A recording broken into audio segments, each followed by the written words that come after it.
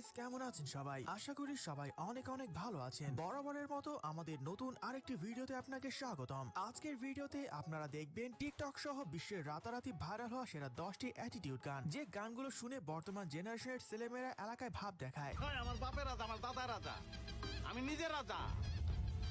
তুই চিনোস না আমারে, তোর বাপের চিনে আমার দিকে।